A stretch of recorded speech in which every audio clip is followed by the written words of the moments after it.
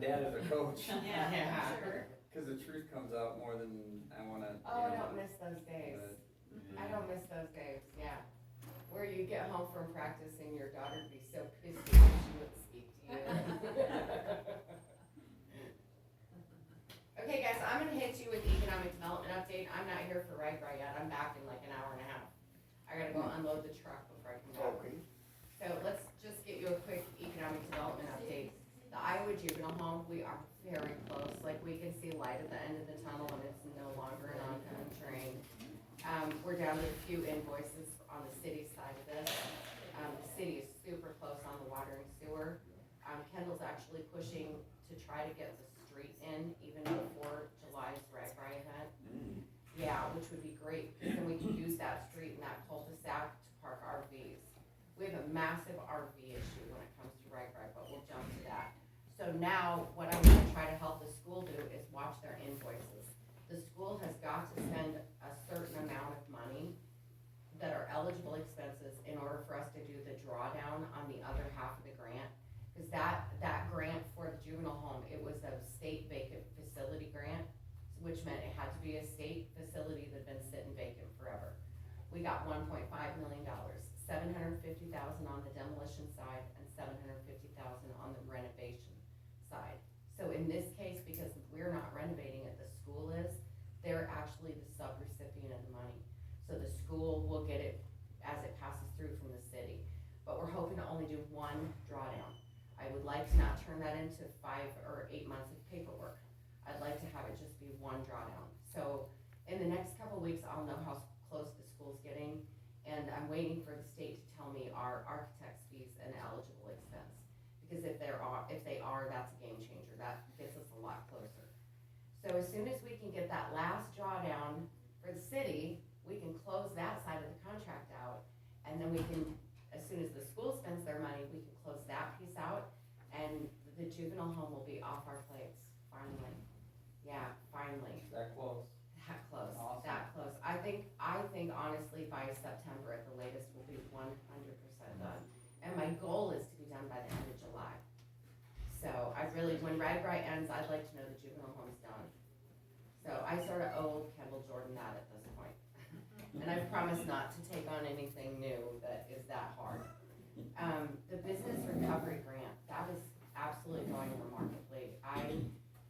I didn't foresee how much one-on-one time it was gonna take with each individual business, but I discovered along the way, it was best if we did it that way, where I talked about every single expense they were gonna spend the money on, so that we could parlay it into the most amount of leverage. A couple of businesses that were looking at going to like an all LED lighting system, once they looked at my worksheet of like, here's what your electric bill's gonna be the month after you do this installation, and here's what it is now, we convinced about 3 of those businesses to add on an LED component. But right now, I've touched every community with the grants. I have 2 communities left. I'm still gonna find a way to make an award in Lincoln, and I'm still gonna I know I have a project in Cloutier, they just haven't finished their hoops of fire. So that means every community in the county we touched with that program. And like downtown Dysart, you can see what's going on there, the new windows at RAGBRAI, the new windows across the street at K.E. Black Mercantile. So businesses are picking projects that help improve their bottom line at the end of the month. It makes them maybe not leak as much air or run as much electricity. And so that's been part of why I spent so much time with every business. Because I didn't want them to just do something and at the end they didn't have an effect to their bottom line. I wanted them to find a way to generate, even if it was an extra $80 a month that they save on their electric bill, that $80 adds up, it goes somewhere. Downtown catalyst stuff, I had 2 of these catalyst projects going where we were filing the grant for a downtown revitalization project. I had one in Tama, one in Traer. At the last minute, I think we talked about this at the board meeting last month, I pulled that Traer application because they had not signed the assurance documents I need for the state. And I wasn't gonna put Tama County Economic Development's name on something that I wasn't completely convinced that the person wanted to do the project that they were putting together. And they wouldn't sign those state documents. And without those assurances, I just I wasn't doing it. Well, it worked out great because that owner doesn't wanna do the upstairs. But with the language barrier, we were having trouble like coming to a project scope. And so he's actually still looking at buying the Members First building next door and punching through. We would about add another third of amount of space to that La Terraza in downtown Trier. It means they won't get any of the state catalyst money, but it also means he doesn't have to follow all the historic preservation rules when he does the restoration. And in this case, he doesn't wanna tear out all of the ceiling and go back to original height. He wants to just leave that ceiling in there, the height it is now. It makes sense, it's much more cost effective. He's still gotta follow building code and all that, he just doesn't have to do some of those really crazy rules that they throw at him. So that means we only made it through with the Tama project, but Trier's still moving ahead. But Tama, we are very close. We should know in the next 3 weeks if that grant was successful. And if that's the case, the business who's looking to buy into that old publishing building, they would be moving almost instantly because they're kind of just holding off right now. And then we think we have a buyer for that building as well. So those two are both going great right now. We obviously have some rough stuff right now with the paper mill closing. I've been in contact with Debbie at the state a lot this last 2 weeks. We are letting a lot of organic connections happen right now, and they do seem to be happening. Workers that are gonna go to other local jobs. And then Iowa Workforce Development came in and ran the job fair. And so in the next few weeks, that's what we'll just continue to do, is we'll probably wait 3 or 4 weeks, run another job fair. But they also stepped up the timeline on the closing on us. So that, it went from, 60 days to 30 days to 14 days.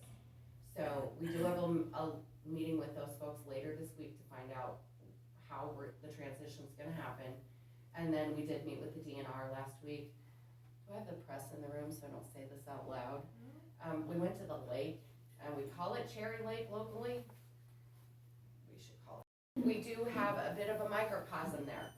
We have a lot of silt, we have very little activity, and we have a river right out back. And so I had always thought the rumors were just something that got going and maybe built more momentum than they should have, to be honest. I never really believed it, but after last week's meeting, we do have a microcosm there. So at whatever point we come up with a solution to save the lake, because we are one of the few downtowns in Iowa that has an absolutely incredible resource, a half a block from the heart of downtown.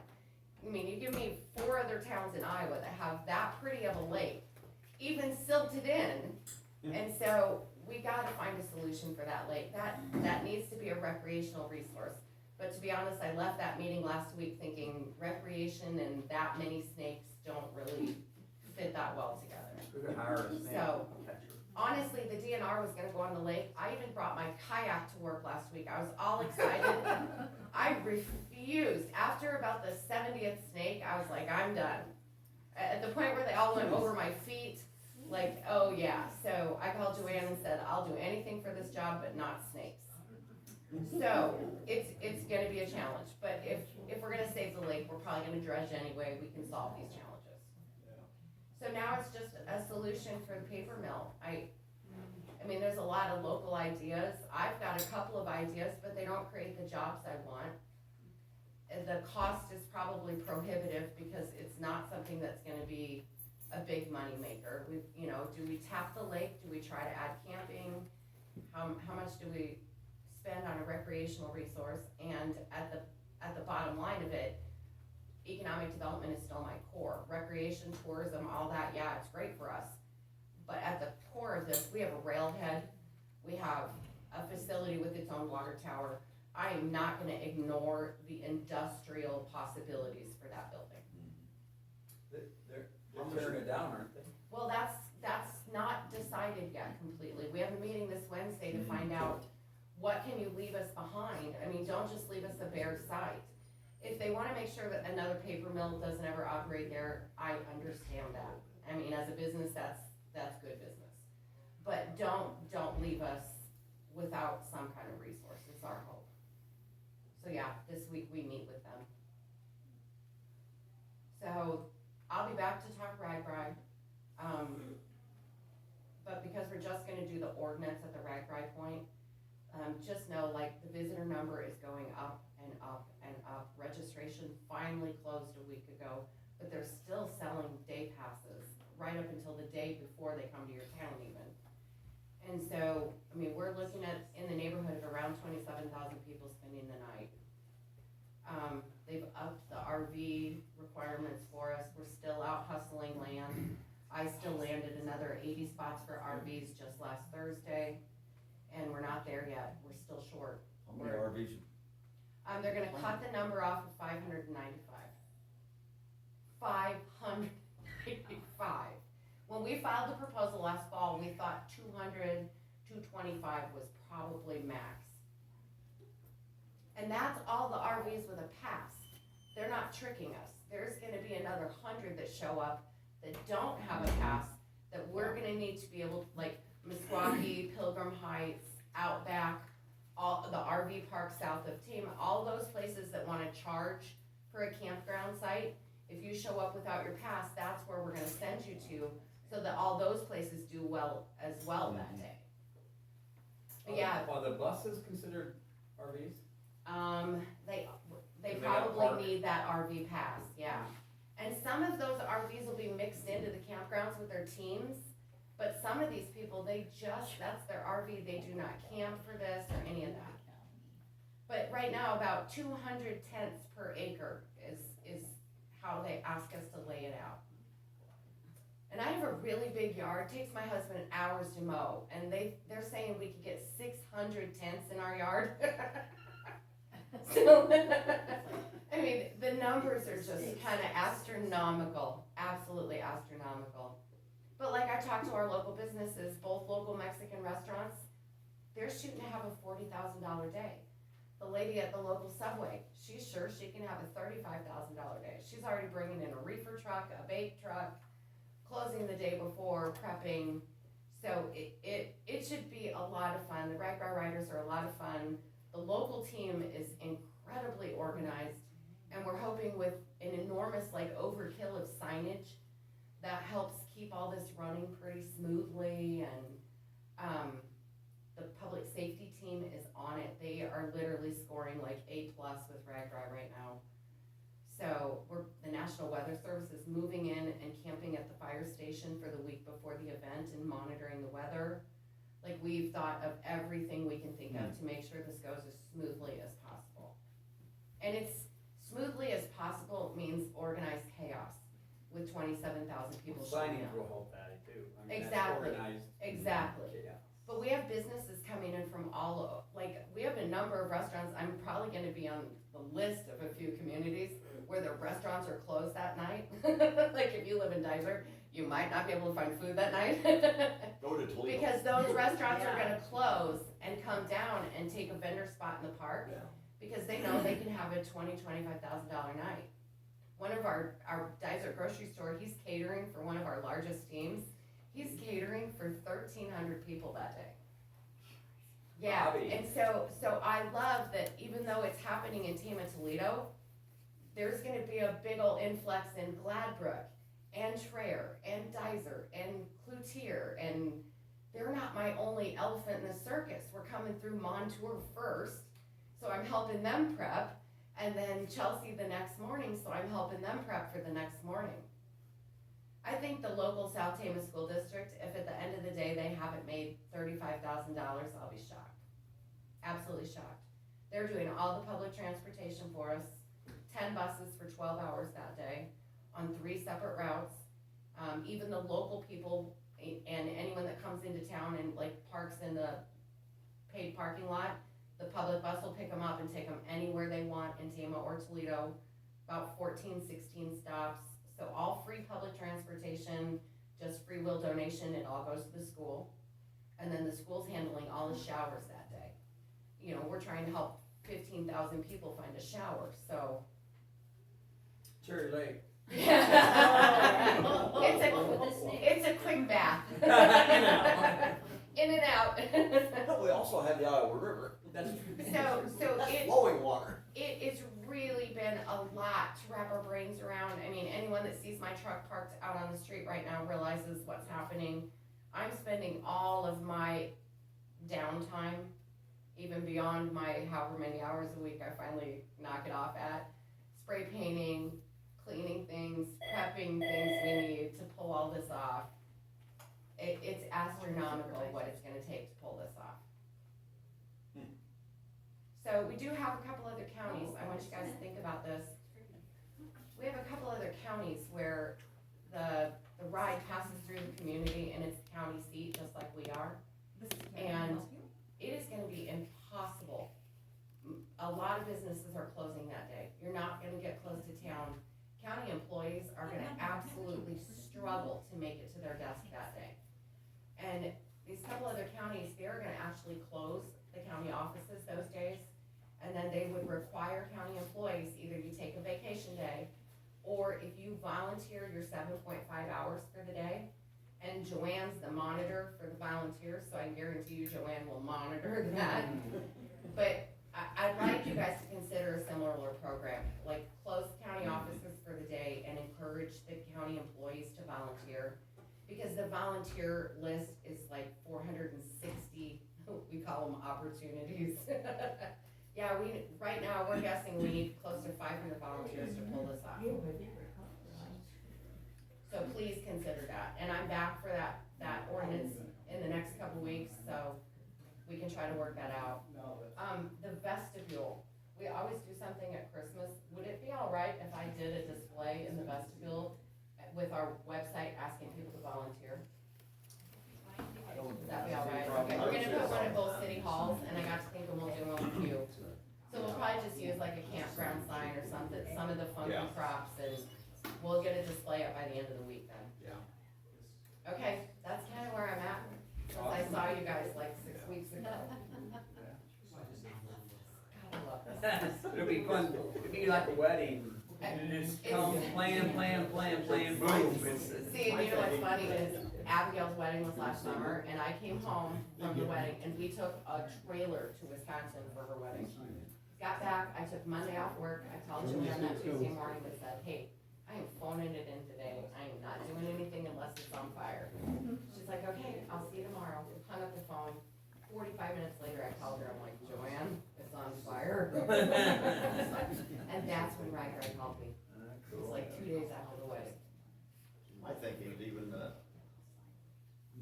morning after, get to work. Yeah. And it might be easier to do noon one day till noon the next day instead of. Yeah, I think. Yep. Get off, both days? One day you close at noon, and the Okay. next day you don't open. Yeah, I got you. Yeah, I mean, and that's just stuff I'm throwing out. yeah.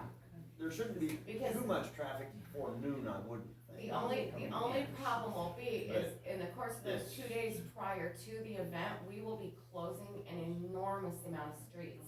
Right, And in fact, all 3 blocks around the courthouse, that will all be RVs. When you guys try to come in that morning, there could already be 70 RVs by 11 that morning around the courthouse. Yeah. It'll all be marked no parking. Can I get some of that free transportation then? Yeah, you can jump on the bus, yep. So, we've already made 200 no parking signs, and we think we only have half of them done. Yeah, Those will be tested. yep, well, and that's, last time that happened in 2008, they didn't police the no parking well enough, and it screwed up the public transportation. And so that's something this time we're gonna be really, really cognizant of, that we're gonna be closing streets a couple days prior to the event in some places, just to make sure we've cleared the traffic and. But we announced our afternoon entertainment, and the RAGBRAI riders went nuts. They went nuts. That afternoon middle band, like honestly, all the 70s music that day, if you love Earth, Wind and Fire, if you love all the 70s music, you can't go wrong in the park that day. You just can't go wrong in the park. Who's the band? We got Not Quite Brothers out of Manchester, and they do all that 70s music, and they're just really popular in Iowa right now. They do a huge stadium in Des Moines once a month, and they sell it out every month at 5,000 people. And apparently the RAGBRAI riders love them. So the minute we made the announcement last week, all the riders started posting on Facebook about, okay, we gotta leave Des Moines at 4, we gotta leave Des Moines by 4:30. And now their plan is to kind of like hammer down to get to Tama Toledo, because they don't want to miss that band. So the RAGBRAI staff told us, you guys kind of flip the script on your day. Instead of a long, slow ride, a whole bunch of people that love that band are gonna push to get to town. And then we have Fog Hat at the end of the night. So we did great for our 70s music. Who's original in that band? The drummer's still original, and I think that's it. Cause Leonard Skinner is the night before, and they still had one alive as well, and then he didn't make it till RAGBRAI. So, but they left us our 70s music. I was worried we were gonna get something out of our mix, and that wasn't gonna be a good fit, but. Okay, I'll be back for ordinance. Thanks, guys. I have a question. Do you know how many people you're expecting into this town? These towns? Well, we know right now about 27,000 people will spend the night that are just registered with the event. And so then we may have some overflow, but we're guessing somewhere in the neighborhood around 35,000 visitors. I know.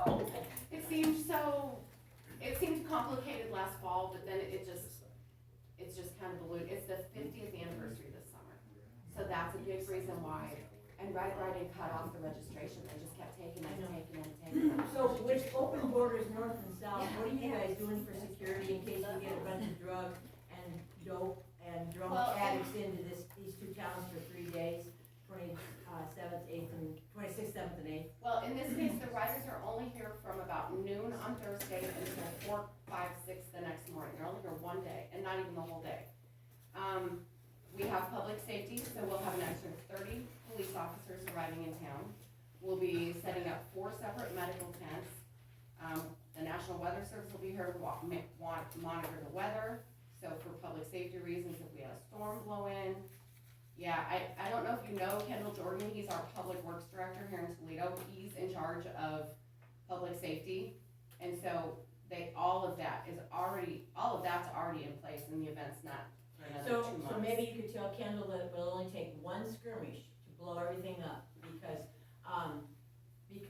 people get out of control when they start drinking and doing drugs. And we have a small town, and we don't want it tore up. In 2008, we only I'm had not worried one about arrest. I know, but now the borders are both open, and we aren't gonna know who any of these people, these thousands and thousands of people are. Well, I think we have a plan. I do. I feel hope so, confident. Catherine. Yep, I Because feel it's kind of confident. scary, and the different people I talk to in the professional business are also worried about this. Okay. Just make sure you spread that around. There'll be more police here than you know, and police that you won't know that are. Well, and That's a very good thing. that doesn't mention the extra 150 highway patrolmen that will also be here. Okay, Yeah. that's a little more reassuring. Yeah, they travel with a group of about 150 highway patrolmen, plus our local officers. Okay, and so anybody that's not local, we would like them to leave, Trevor. We want them to go away. We don't want them to stay here for the next couple of days after they've Oh, no, scanned they're- the whole town. That's actually the highway patrol's job. The next day, at a certain time period, the highway patrol will start driving around and saying, okay, get on the road, you got it. Like, they keep the event moving. They push them. Okay, Even from the stopover towns, they push them and make sure, like, they'll clear Grinnell, then they'll clear Montour, and then they'll just keep pushing them. okay. And they'll do the same thing here. And we wanna clean up the garbage, so we're gonna encourage them to push them out of town. Thank you, Catherine. How are you doing? Yep, thanks. I'll see you guys after a while. Okay, thanks. Okay, we'll start the public comment.